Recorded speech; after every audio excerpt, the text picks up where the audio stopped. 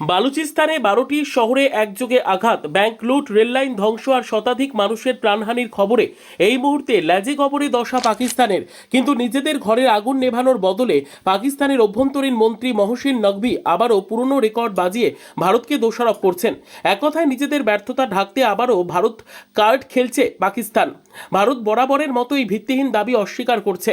কিন্তু প্রশ্ন হলো, আর কতদিন এই ভারত তত্ত্ব দিয়ে বালুচিস্তানের সমস্যা আড়াল করবে পাকিস্তান? সংবাদ সংস্থা সূত্রের খবর, পাকিস্তানের বালুচিস্তানের চারিদিকে ধ্বংসস্তূপ, পুড়ছে থানা, উড়ছে রেললাইন আর স্তূপাকার হয়ে পড়ে আছে নিথর দেহ।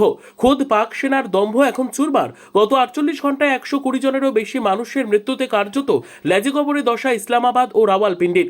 কিন্তু নিজেদের ঘরে যখন আগুন লেগেছে তখন ধোঁয়াটা ভারতের দিকে ঘুরিয়ে দেওয়ার এক পুরনো ও মরিয়া খেলায় মেতেছে পাকিস্তান। বিদেশের মদত আর ভারতের ষড়যন্ত্রের ধোঁয়া তুলে পাকিস্তান কি আসলে নিজের ব্যর্থতাকেই আড়াল করতে চাইছে? প্রশ্ন উঠছে আন্তর্জাতিক মহলে।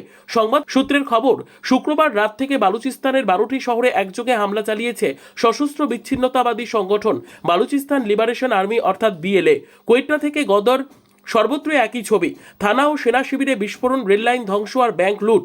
পাকিস্তানি সেনার দাবি অনুযায়ী পাল্টা অভিযানে 92 জন জঙ্গি নিকেশ হয়েছে, যদিও 33 জন সাধারণ নাগরিক ও সেনার মৃত্যু হয়েছে। উল্টো দিকে বিএলএর দাবি 84 জন পাক জওয়ানকে শেষ করে তারা 18 জনকে পণবন্দি করেছে। পরিস্থিতি এমন পর্যায়ে পৌঁছেছে যে বালুচিস্তানের সঙ্গে বাকি দেশের রেল যোগাযোগ বিচ্ছিন্ন হয়ে গিয়েছে। এমনকি মহিলারাও এই সশস্ত্র বিদ্রোহে অংশ নিয়েছে, যা পাক প্রশাসনের ঘুম উড়িয়ে দিয়েছে। বালুচিস্তান নিয়ে মাথা ব্যথা হয়ে ওঠায় পাকিস্তানের অভ্যন্তরীণ বিষয়ক মন্ত্রী মহসিন নকভি সরাসরি ভারতকে কাঠগড়ায় তুলেছেন। তার দাবি, ভারতের মদতে বিএলএ এত শক্তিশালী হয়ে উঠেছে। অতীত ঘাঁটলে দেখা যাবে গত এক বছরে 700 জঙ্গিকে নিকেশের দাবি করলেও বালুচিস্তানের শান্তি ফেরাতে ব্যর্থ পাকিস্তান।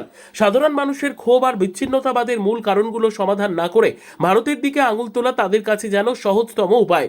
বিশ্লেষকরা মনে করছেন, পাকিস্তান বহু বছর ধরে ভালো জঙ্গি ও মন্দ জঙ্গির যে খেলা খেলছে, এখন তা বুমেরাং হয়ে তাদের উপরই আছড়ে পড়েছে। আফগানিস্তান থেকে শুরু করে নিজেদের ঘরের সশস্ত্র সংগঠনগুলো এখন ইসলামাবাদের নিয়ন্ত্রণের বাইরে। ব্যর্থতা ঢাকতে নিজেদের ভিকটিম হিসেবে তুলে ধরা পাকিস্তানের পুরনো কৌশল। বিশেষ করে যখন আমেরিকার মতো দেশও বিএলএকে নিষিদ্ধ করেছে, তখন দিল্লির নাম জড়িয়ে পশ্চিমা বিশ্বের সমর্থন আদায়ের চেষ্টা করছে তারা। বিশ্লেষকরা বলছেন, পাকিস্তান যতবার ভারতকে দোষারোপ করে পার পেতে চাইবে, ততবারই বালুচিস্তানের আসল সমস্যাগুলো ধামাচাপা পড়ে যাবে। ভারত বরাবরই এই অভিযোগ অস্বীকার করে এসেছে।